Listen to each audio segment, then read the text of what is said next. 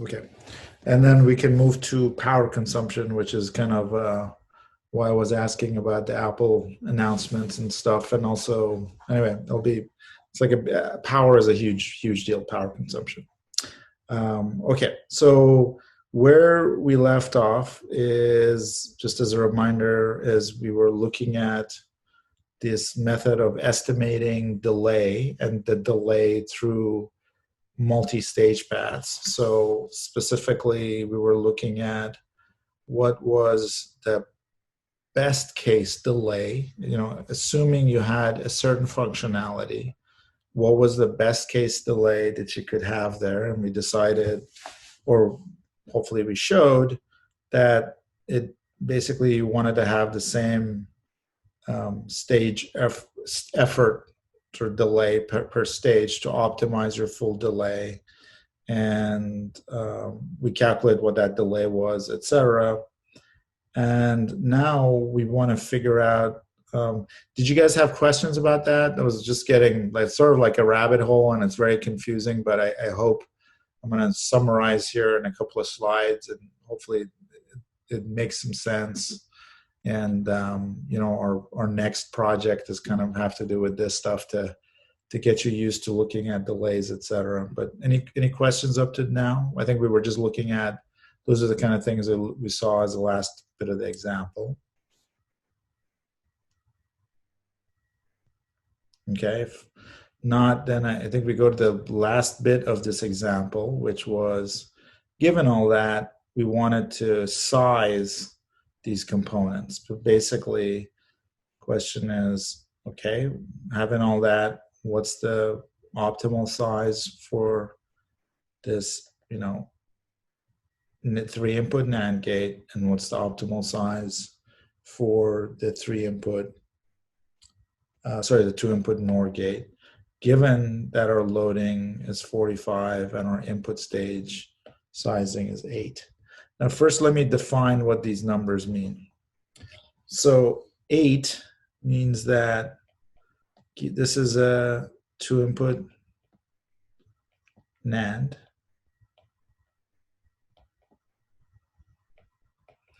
And remember, we wanted to have the rise and fall of this to be about equal. So to make that the case, we made these NMOS transistors twice as wide as we would make sort of an equivalent inverter.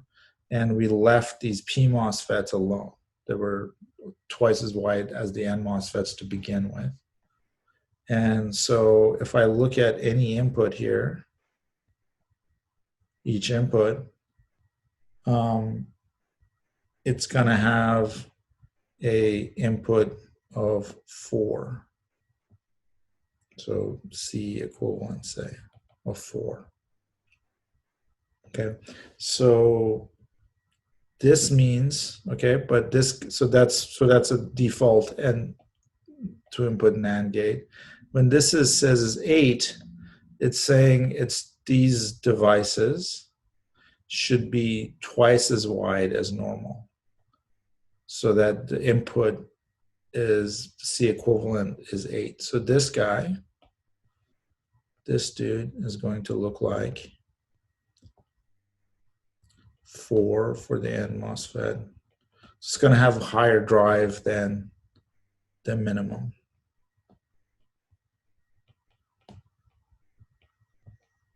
So NMOS and PMOS FETs are ratioed the same, except the total C equivalent is 8. Does that make sense? Yes. Yeah. Okay. So now we want to go backwards and figure out what, the same idea for the Y and the X. Okay. So going back to, where was it? This slide, the gate sizes. We use this idea that of using, calculating the, knowing that the stage, the effort delay for each stage, you want it to be the same, F, and looking at the load versus the input and the effort delay we can calculate what the input should be. So the equation is Cn is equal to C out per stage times the effort delay over sort of the delay, the effort delay per stage. So from here, from our previous example, figured out what F was supposed to be. This is the ideal F per stage. This is our ideal effort delay. Okay. In the case, so if you look at Y, so we're looking at this guy first. The output is 45. So C out of Y is equal to 45.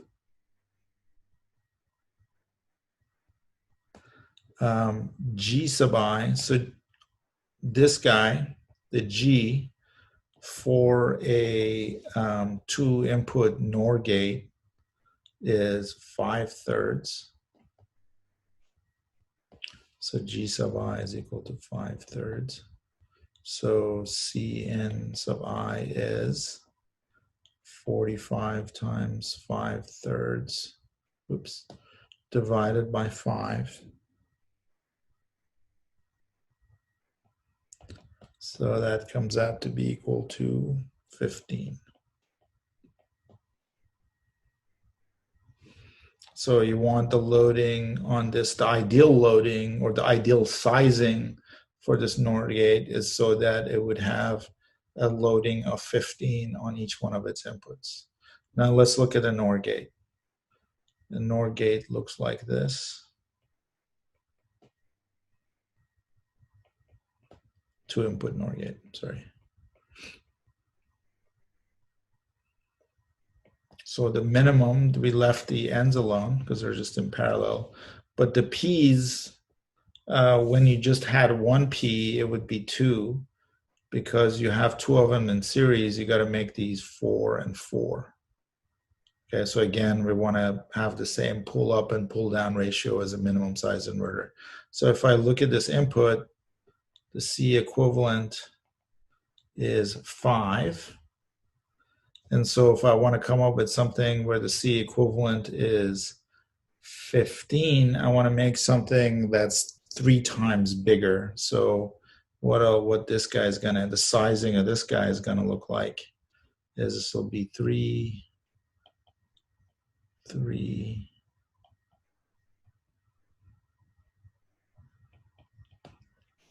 and these guys would be 12 and 12. So the inputs are gonna be, so you know, one way that I think the book was talking about is N is equal to 3 and P is equal to 12. And so the input is 15.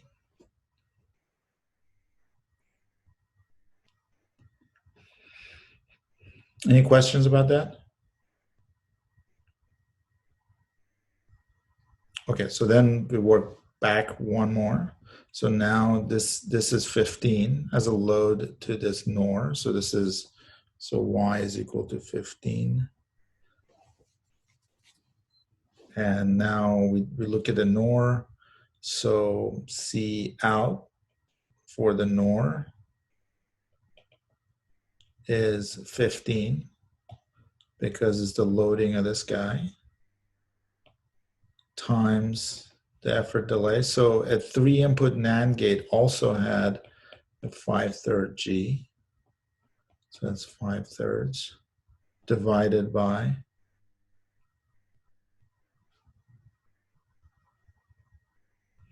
this F, which is still 5. Okay, so here we end up with, what am I missing? Oh, I'm sorry, guys, I screwed up. Screwed up. Thank God I screwed up. That was actually a good example. So here is we have the loading isn't just 15 because we're driving 2 guys, each at 15. So 15 up here and 15 down here. So this guy is, I'm just going to write it out, 2 times 15 times 5/3 divided by 5.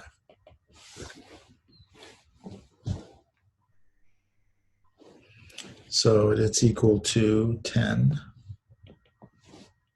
Okay, so I think I will draw,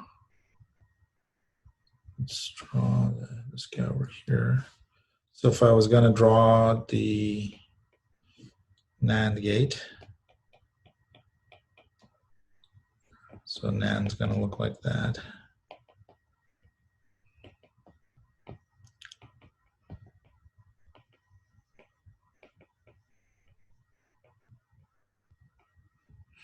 So because we have 3 in series, these were going to be 3x, 3x. These were 2 because it was a default. And so a minimum size NAND gate would have a C equivalent of 5. And we wanted to have a C equivalent of 10. So C equivalent of 10, that means we would double all the sizes. So the P's would be 4s.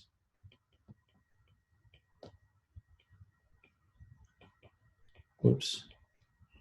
4s. And the N's would be 6s. Okay. So basically, if you had this structure, with this loading and the starting point, you would size your NAND gate to be this size here, and your NOR gate to be this size, and you would size your NAND gate to be this size here. And that would give you the ideal or the lowest delay through the circuit path. Okay.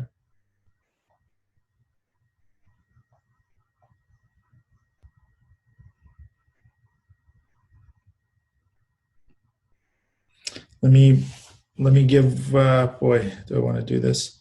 Let me give you guys one more example. I know you guys are probably just like foaming at the mouth from too much of this stuff, but there's important information here, and there's one last thing. So that was an example of how you could use this approach to calculate the optimal sort of structures of these transistors. Now let's look at something that's a little bit simpler to understand, but uses the same approach. Okay, let's say you had a huge load, a huge capacitive load that you wanted to drive. We especially see this in, the chips. The chip has, where we'll be looking at these outputs later, but here's our silicon chip.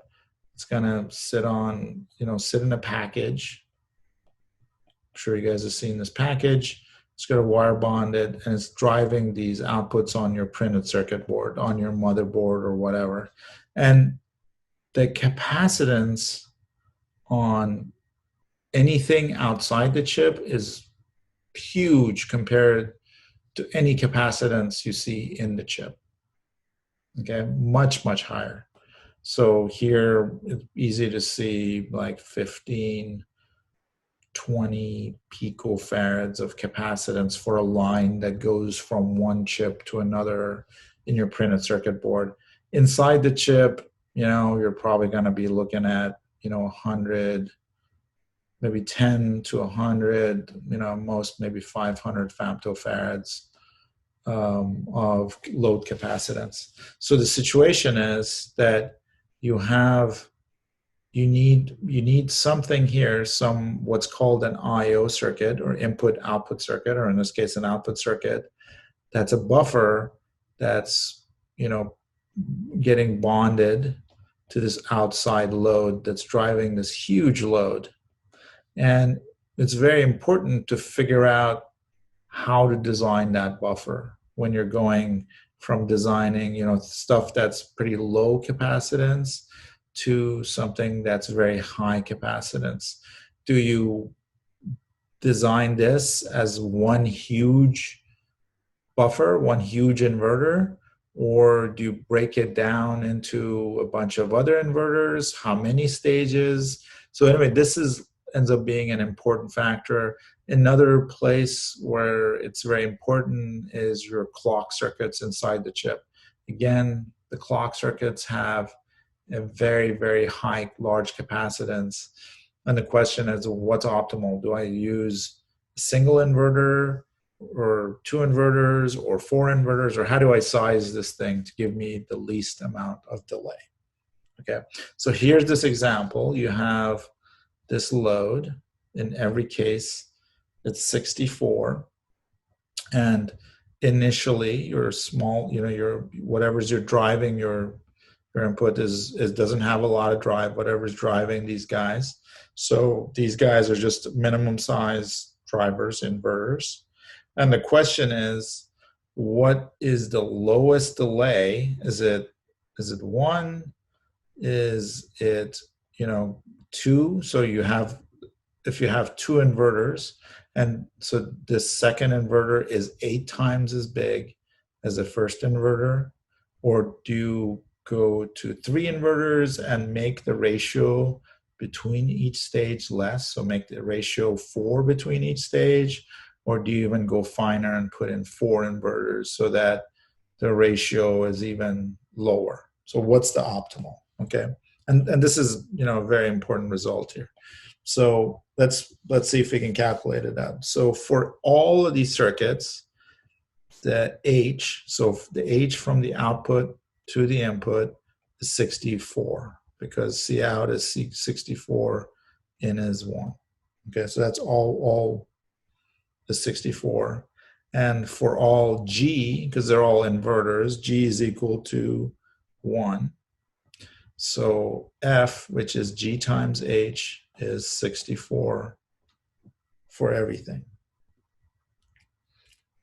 Okay, so because we had this, the optimal delay through this ends up being that each stage has the same delay.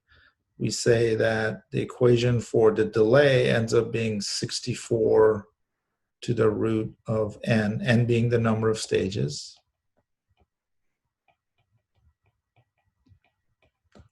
times n plus all the parasitics.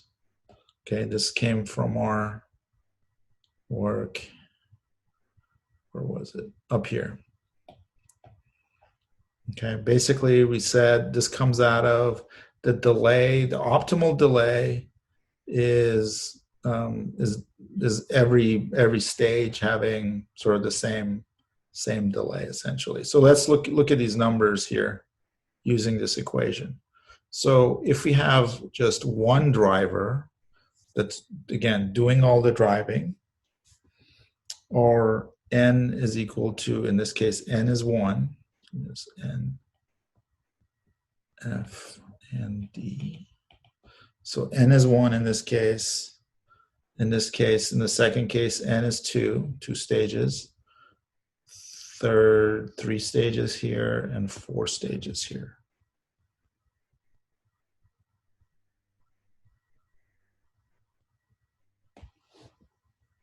Okay, so the optimal delay per stage, so this f hat, is root n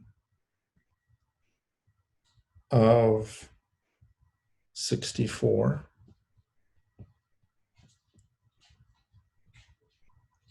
Okay, in this case, it's just 64. In this case, it's in this case, it's 64 square root of 264, so it's 8. Okay, in this case, it's cube root of 64, so it's 4. Okay, in the last case, it's whatever, it's to the 1/4 power, whatever that's called. I don't remember, but it's 2.8. Okay, so in this case, we have the delay as 1 times 64 plus the parasitic, 1 times 64 plus the parasitic, we only have one inverter, so the parasitic's 1. So in this case, it's 65, the total delay. Okay. In this case, we have 2 times 8 plus 2. So this is 18. So you can already see that if you used 2 stages, with the second stage being 8 times bigger than the first stage, so a big step up in the number of stages, you are running much, much faster than a single stage. Okay. Now let's look at 4. So 4 stages ends up being 4 times 4. Get this right. I'm sorry, it's 3 stages. So it is n is 3 times 4 plus 3 for parasitics. So this ends up being 15. So having 3 stages is even better than having 2 stages. Okay. And then finally, having 4 stages, we have 4 times 2.8 plus 4 is equal to 15.3. Okay. Everybody see what I'm doing? I'm just I'm calculating the total delay in each one of these cases, driving the same load and trying to decide how many stages or the delay that I would get in each case when I have multiple stages that are getting bigger and bigger, or fewer stages. Okay, and what this is a very important result, and this holds like pretty nicely. There's some variability here, but you can see that the optimal number of stages ends up being 3 stages, because that gives me the least amount of delay from end to end. Although 4 stages is only slightly worse, but 3 stages is definitely better than 2 stages. And so this you see all the time when you're driving a large capacitance. What you do is so if you have a very large capacitance you're driving, you always do a sort of increase a stage delay. So with inverters getting bigger and bigger, so the N and the P's, and sort of either 3 or 4 stages gives you the optimal delay, okay, ratioed accordingly. Okay, now 3, maybe 4, it from a speed standpoint, 4 or 5 stages might give you a slightly slower power consumption, but slightly slower. But the optimal speed is about a factor of sort of 3 stages. Okay, so that's a very, very important result. And I'm going to kind of leave it at that. You kind of see the sensitivity analysis, et cetera, that the book does. And I'm going to leave this example. Probably end up doing this example for a project too, but we'll see. And I'm just going to jump out. These are all summations. Okay. There are some limits, and I want you guys to look at, but here are some summaries that are important to remember. Okay, so let's poke around here.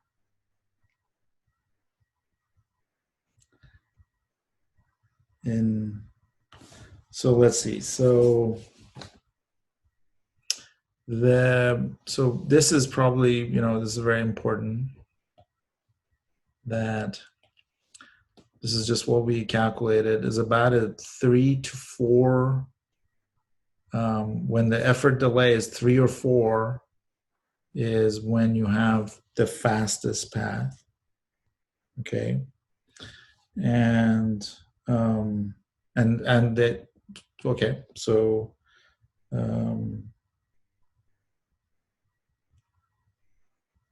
when you have a stage delay, so path delays weakly sensitive to stages sizes, but so this 3 to 4 is optimal speed, but something like your speed goes slightly down when you might be 4 or 6 for your stage delay. So lower speed, but better power. By the time you're, or we go to 6 to 8, you're getting a significant increase in delay.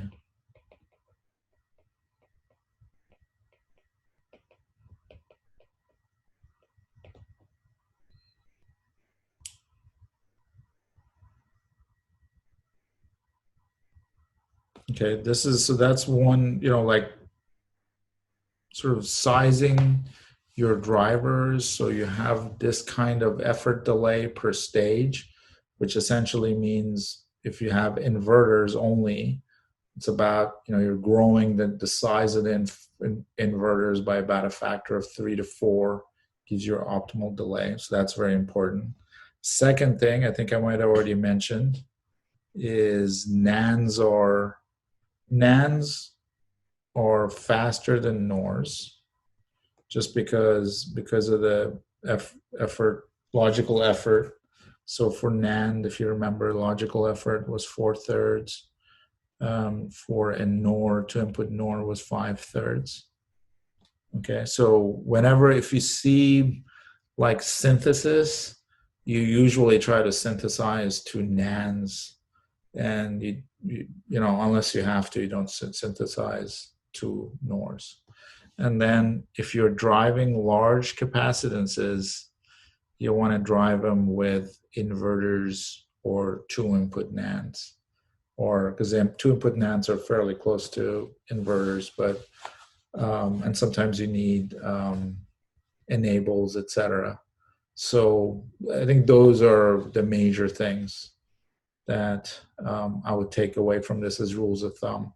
And then you can use this basically as an initial step to tune where you need to be for your circuit. And I think as an example, hopefully we'll see that we can do hand calculations and then do simulations of project too. Is my mind. So I'm going to leave it at that with logical effort and delay, etc. Any questions?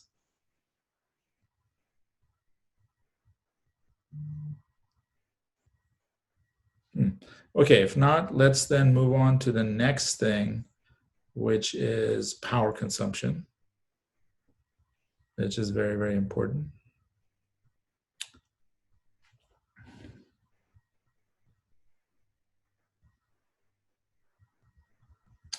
Get myself set up here.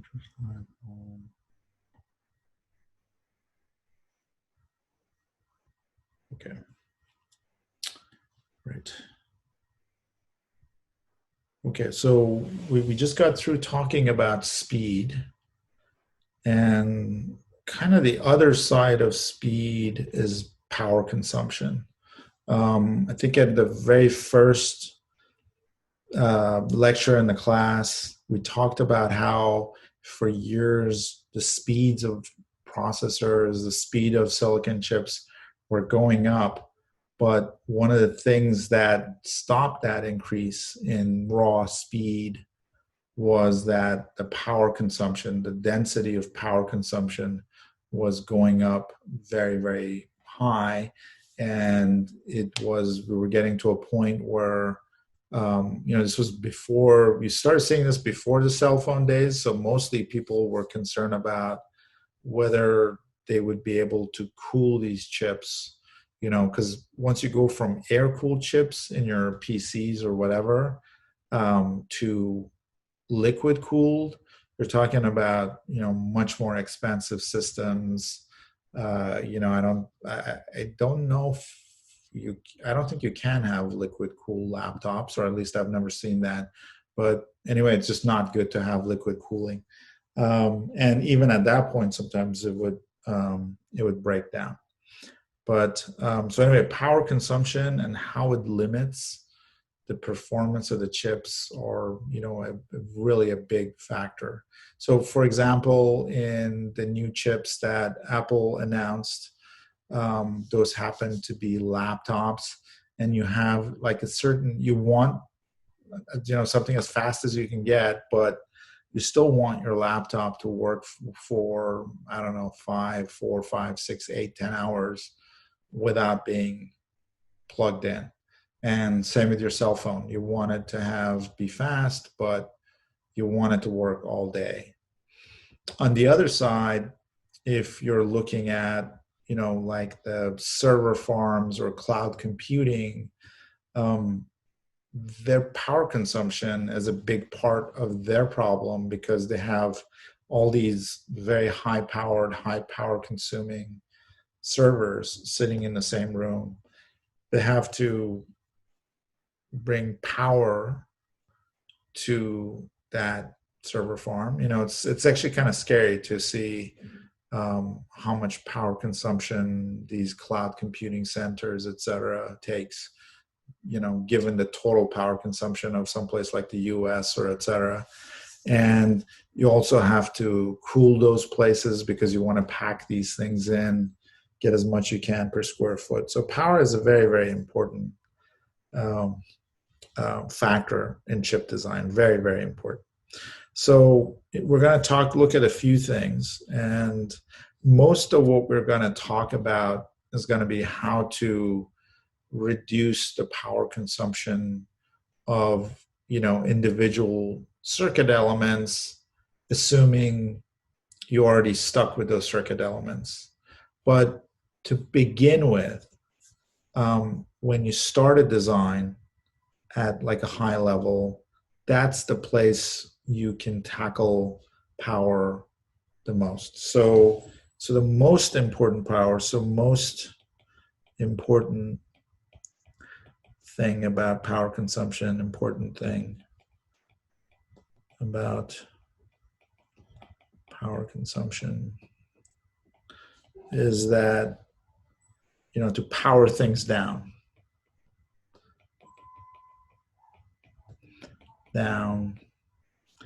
that aren't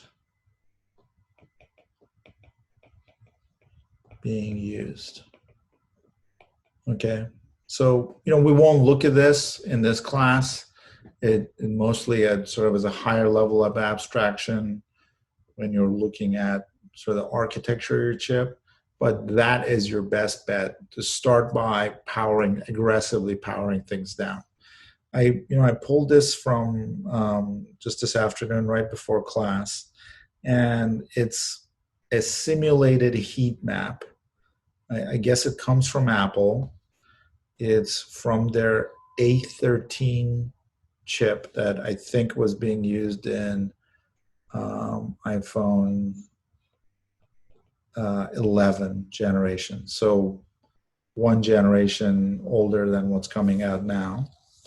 And there's a bunch of interesting stuff there, 8.5 billion transistors and 3.5 watts average power, 6 cores, speeds 2.65 gigahertz and 7 nanometer process. But the interesting thing I wanted to show you guys was this heat map.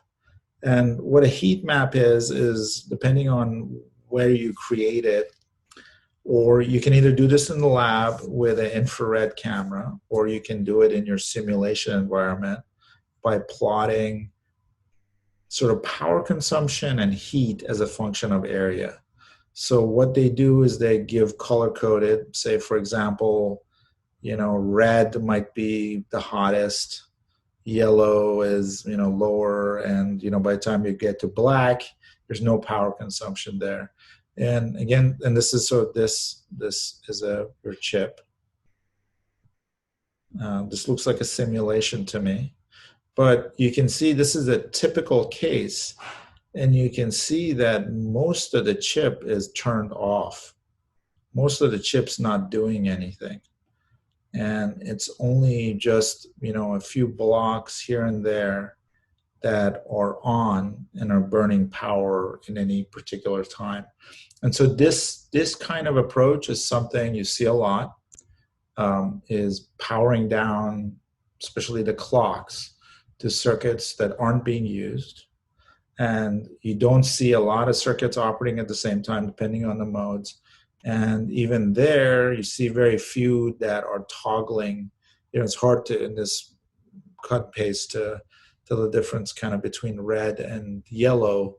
But even you want to limit, you know, the stuff that's toggling the most, because that's what's really burns, as we'll see, most of your power consumption. Okay. So that's where you start with. But in this class, we're mostly looking at, okay, now you're looking at the circuits that are on, I don't know, like this circuits, these circuits, etc. So they're on in this mode. So how do we optimize or minimize their power consumption when they are on? Okay, so that's what we're going to be talking about.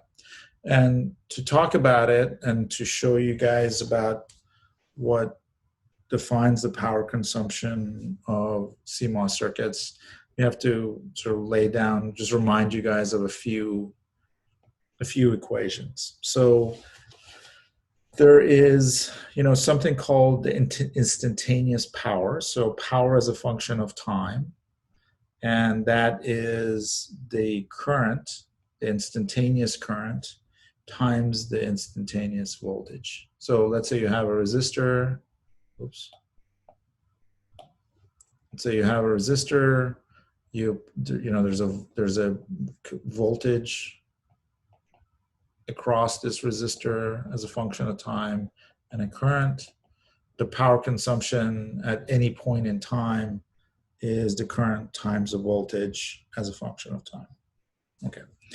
So then there is something called average power, which is, you know, the average value of that power consumption. And to get the average power, you have to calculate the energy first, which is, the energy is integrating this instantaneous power over a period of time. Let's say we want to know, you know, this voltage is going up and down, and over this period of time, we want to know what is the average power. So first we figure out the total energy, which is the integration of all the instantaneous powers over that period of time. And the average power is just that energy divided by T. So it's equal to 1 over T integral of the instantaneous power as a function of time. Okay, so those are just definitions. And again, here are some powers in different circuits. If you have a voltage source, you're just multiplying the current times the voltage from that voltage source. And by the way, these are all kind of components in your circuit, CMOS circuit. So you have a voltage source, VDD, powering this guy up, and it's got a certain current. What am I doing? Sorry guys, let me clean this drawing up. I don't know if it's any cleaner here, but anyway. So you have a voltage source here, and it's VDD, and it's pumping a certain current into your inverter. So that's the power in your, off of your supply. Then you can pretend like this is, you know, an effective resistance of your P. So the power used in your effective resistor is I squared R. So in the P MOSFET, or, you know, if you're talking about an N MOSFET, it'll have its own effective resistance. So that's the power dissipated in those devices. And then you have a certain capacitor that you're charging and discharging. So there you have to talk about energy, because you have to measure how much this current and voltage that's charging up this capacitor changes with time. Because as you are dumping current into the capacitor, its voltage goes up. So it takes, the current times voltage starts dropping with time as the voltage across the capacitor starts getting to be the voltage of whatever's driving it. So basically that's I times V, and I is equal to C dV dt in a capacitor. Okay, so we plug that in. And once we do that, we can get rid of these D2s and change the integration limits from 0 to infinity with time. You integrate with respect to the voltage on the capacitor from 0 to the maximum value.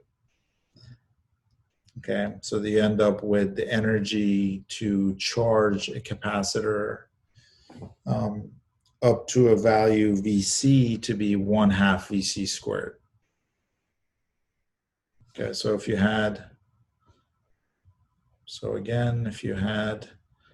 you had a voltage source, you had a certain current charging this capacitor up, then you charged it up to VCC, the total energy there would have been 1/2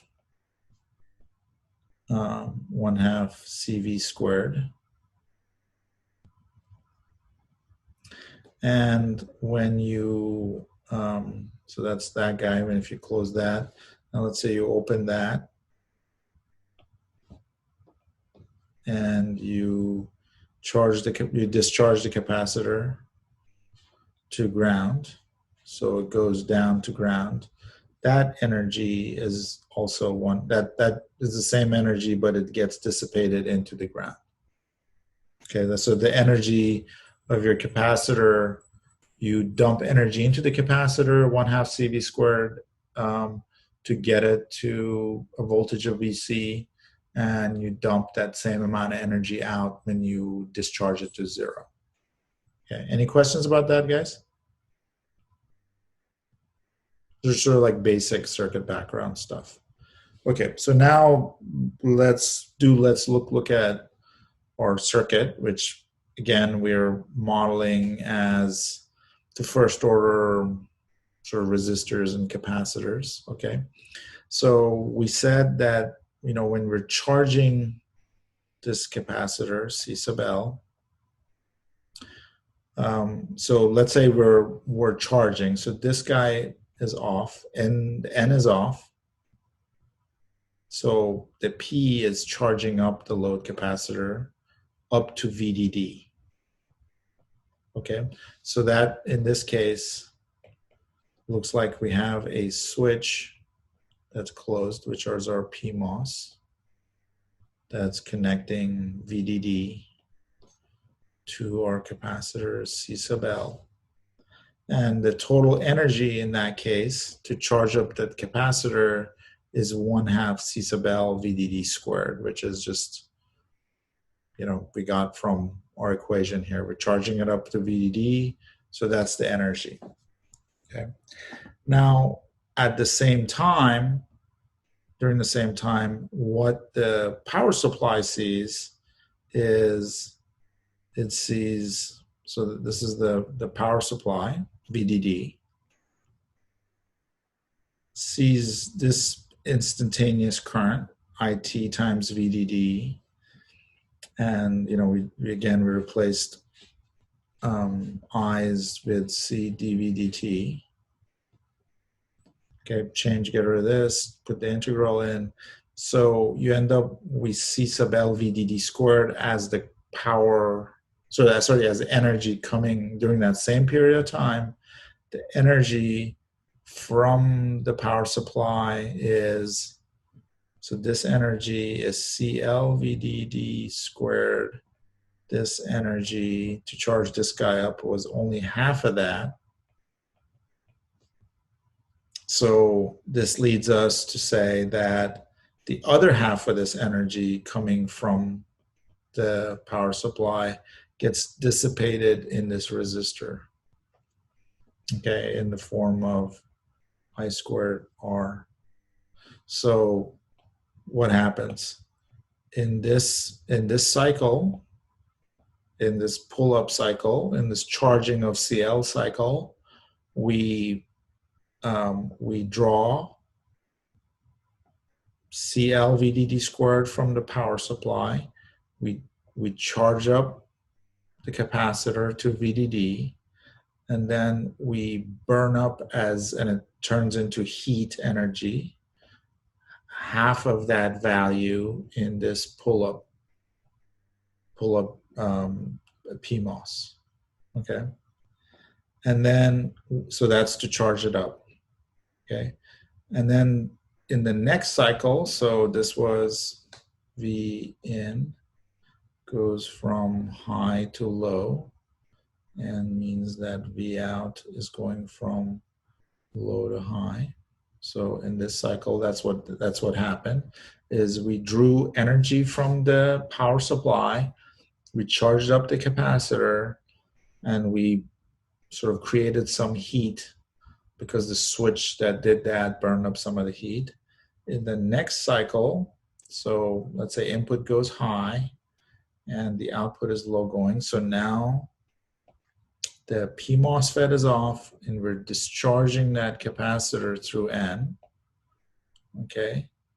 Note that in this case, now we're cut off from VDD. So the power supply in this half cycle, when the input's going from low to high and the output's going from high to low, there's no power coming from the power supply, which is good. We're discharging the capacitor and dumping that charge into the ground. And as we're doing that, we're dissipating that same energy in the N MOSFET in the form of heat, okay?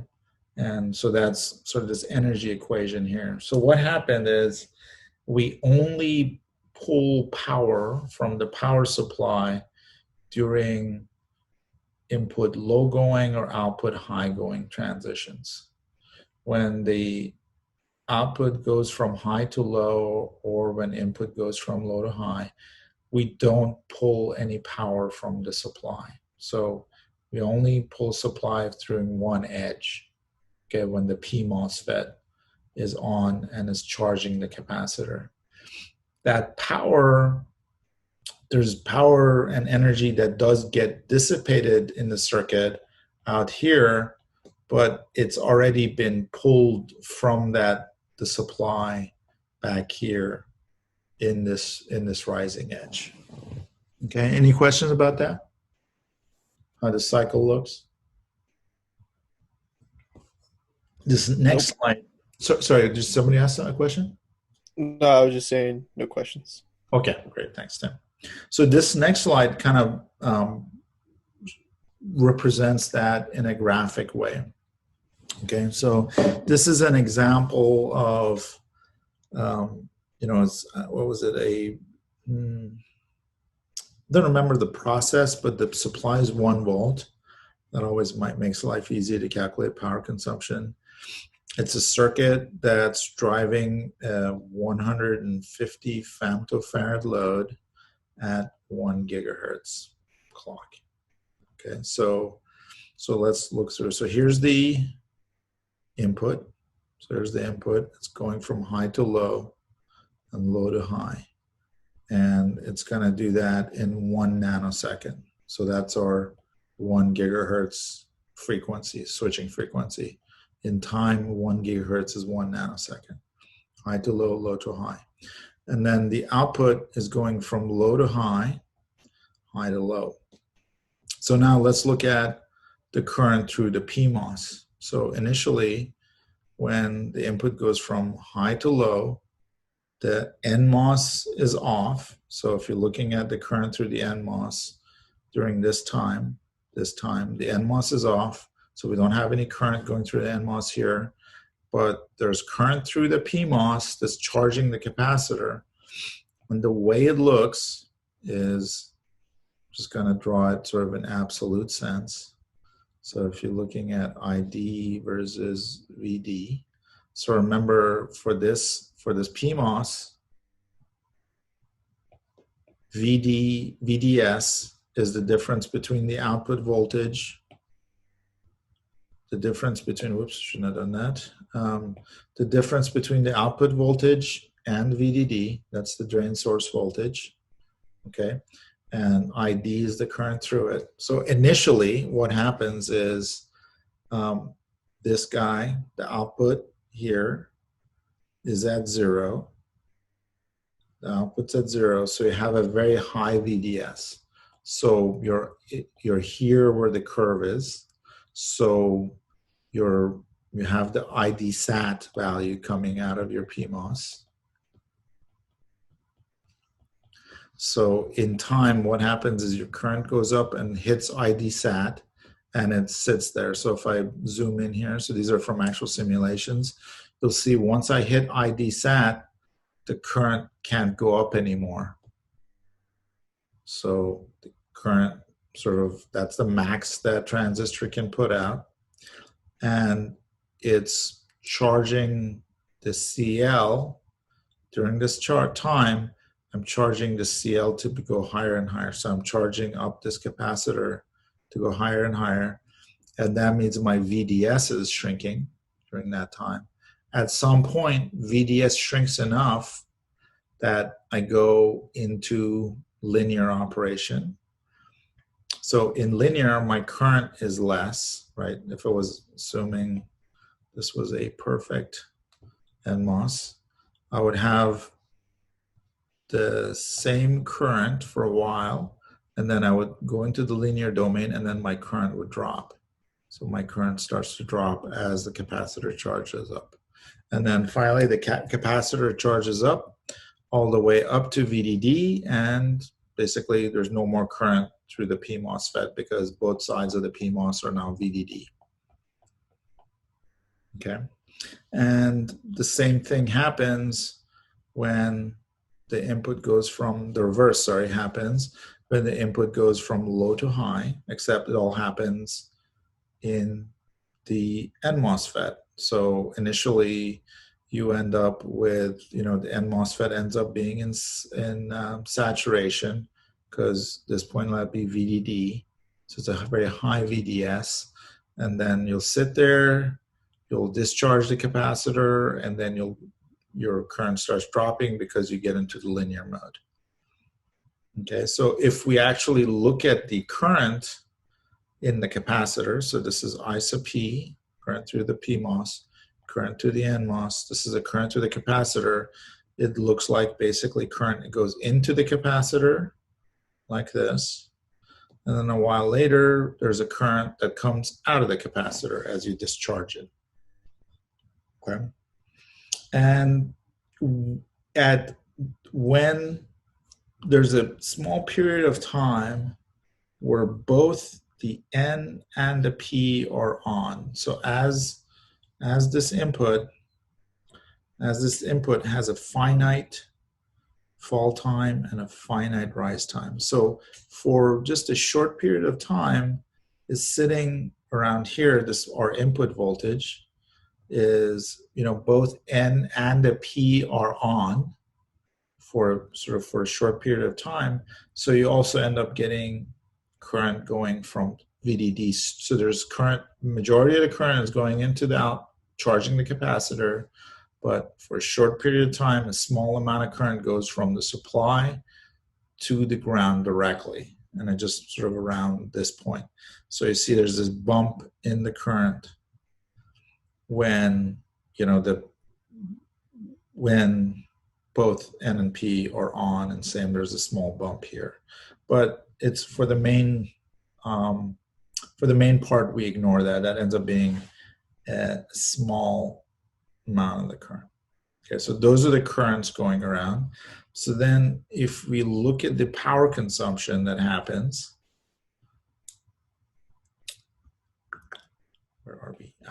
So as there's a power consumption in the PMOSFET, which has to do with the current flowing through the PMOS, but because the voltage and the current are changing as a function of time, as your output is going up, this power consumption, this is sort of instantaneous power in the PMOSFET changes, peaks and goes down.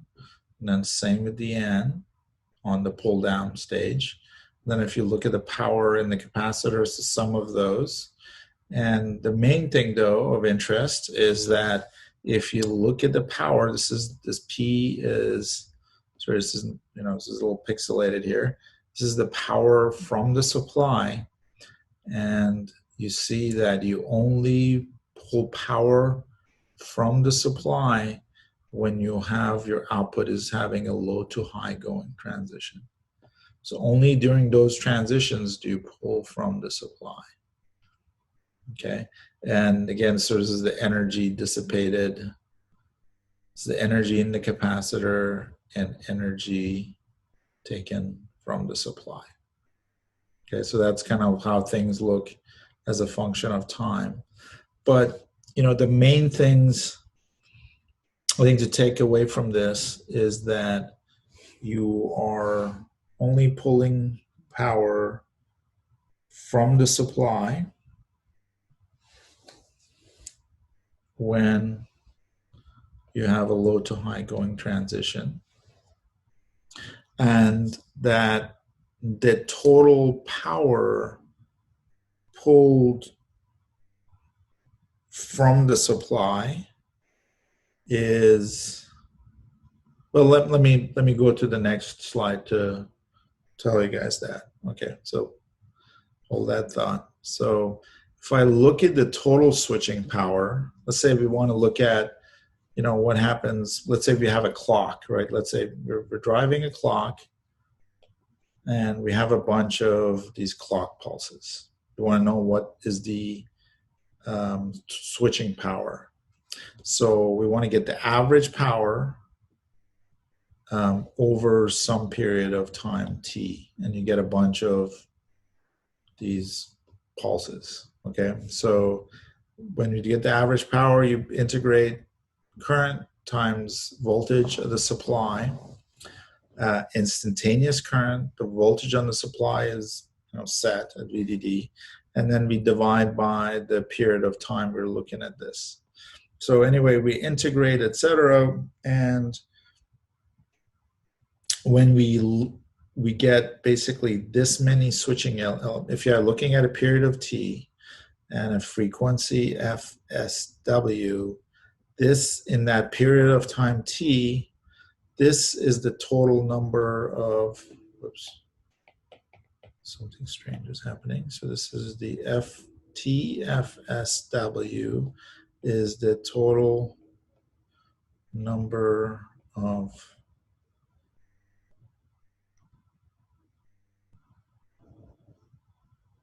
times C is charged and discharged. And so eventually we come up to this, which is the real important equation.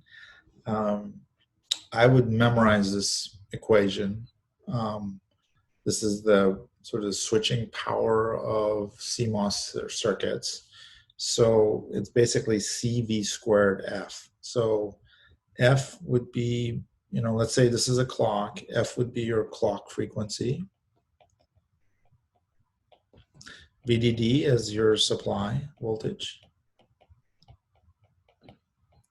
And C is, the total load, total capacitive load.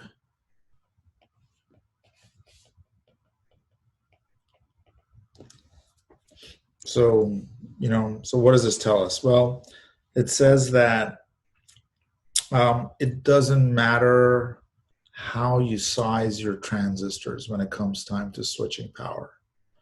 It only matters how fast your clock is, which is F, and how much capacitance you're driving and how large your supply voltage is. Okay, so again, you can size your transistors in your inverter, whatever size you want to drive. It's not going to, whatever size you like, but it's not going to affect the power consumption. You're only going to be affected by these factors. So you can see, like right off the bat, why people are work very hard to reduce the power supply. When we were in the 0.18 or 180 nanometer generation supply, the one you guys are using for your simulations, the supply is 1.8 volts. But something that's 1.8 volts, or it's easier to just think about 2 volts. Okay, so assume VDD is 2 volts. Okay, so VDD squared is 4 volts squared. And let's say if I managed to cut my VDD in half to 1 volt, now my VDD squared is 1 volt squared. That means I cut for the same clock speed, for driving the same capacitive load, I reduced my power consumption by a factor of 4, which is huge. So that's the big thing that drives the power supply voltages lower and lower. At some point where we're sitting now, we're kind of, seems like we're settled in around 1 volt, 0.9 volts because of noise margins and things like that. But you would like it to go even lower to reduce the supply. But right now, most of the chips you see are getting powered off of around a 1 volt supply. But for years, it was just coming down from 1.8 volts to 1.3 volts, et cetera, and coming down. It started off at like 3.3 volts or 5 volts. The other thing is clock frequency.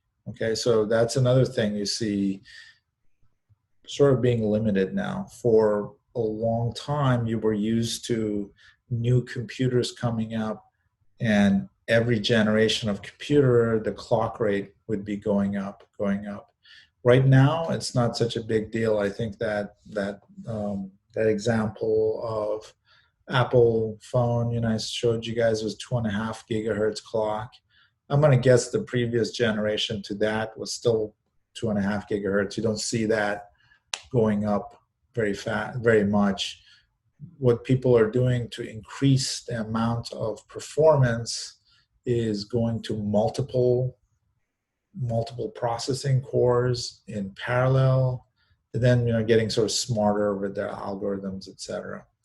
And then lastly, the capacitance is a huge thing. So you want to reduce, when you're doing your designs, you want to make sure you put, when you do the floor planning in your circuit, when you're creating your clock tree, you want to make that capacitance as small as possible.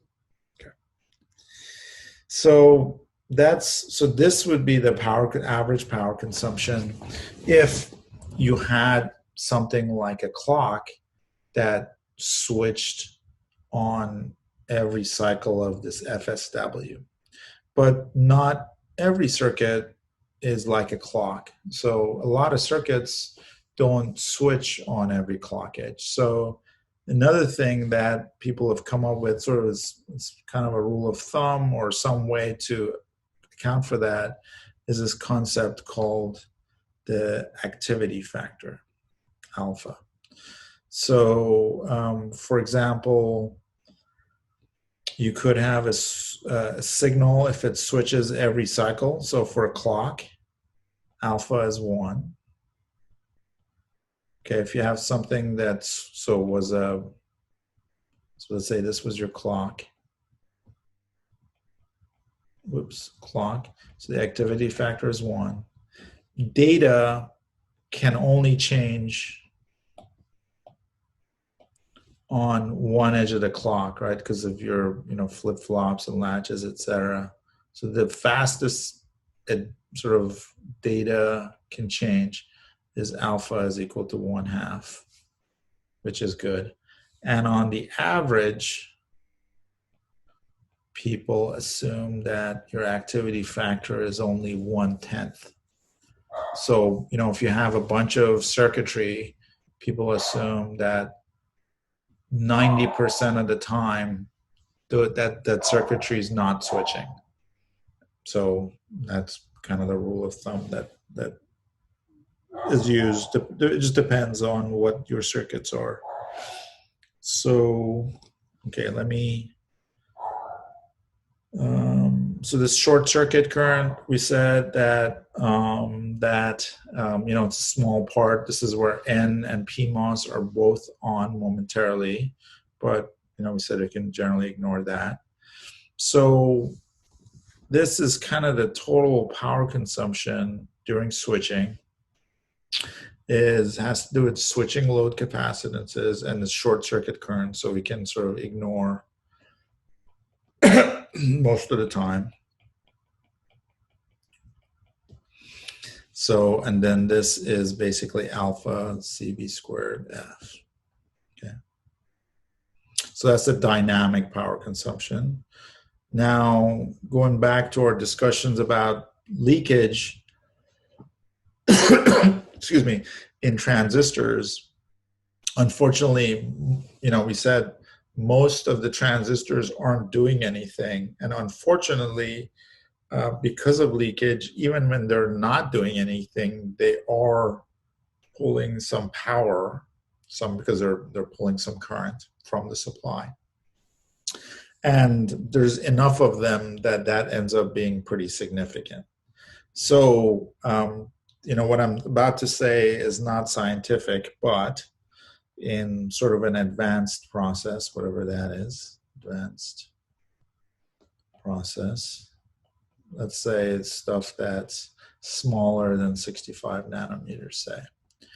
Leakage power may be as much as 20 to 30% of the total power consumption. So that's just the chip sitting there, not doing anything. Okay. And then after that, so the biggest power hog is, at 20 to 30%. Again, these are typical numbers, is just a clock network. Because capacitance is large, and alpha is 1. It's switching all the time. Okay.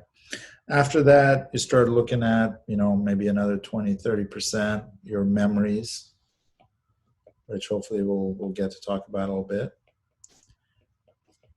And I don't know, like IO might be another 10 to 20%. These are just sort of like throwing out numbers about how usually the usual distribution, maybe 30, then the rest is your logic. Okay. But I think the main point I wanted to make was that in advanced processes, the leakage power is quite a bit. And then clocking is a real consumer of power. Okay, guys, so I'm going to stop right there, and then we'll start on Thursday and do a couple of examples. And hopefully on Thursday, we'll be able to finish up power consumption. Any questions? Professor, could you check if you got my project? I emailed it last night, but I didn't get a response. Okay. Okay, well, I think I did. I'm pretty sure I did receive it, but I'll let you know. Okay, thank you. Sure. Oh, for the corrections that you sent to the for problem 2, it's doing something weird. I'm not sure if it was doing it on your simulation, but it was doing something weird where after the clock goes to 0 volts, the storage node instantly drops to like 1.3 volts or like 1.29. Yeah. So there isn't even, yeah. So I think I tried to make a point of that in my hint that I put up in the announcements. Is that's the charge feed through from the transistor. So I think you can just ignore that. So that pedestal that it drops, just ignore that pedestal. Okay, assume it So didn't. just pretend that it starts decaying from the from like 1 point from the higher up position. Yes, yeah. Okay, I see. Okay, yeah. I wasn't entirely sure if that's because I did take note of your hint. I wasn't sure if that's exactly what. Yeah. Okay. Sorry, I That should makes have probably put in a graph or something to make it more obvious. All right, that makes sense. Any other questions, guys?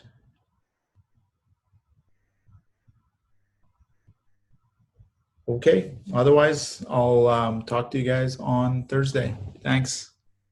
Thank you, Professor. Have a good one. Take care. Thank you, Professor.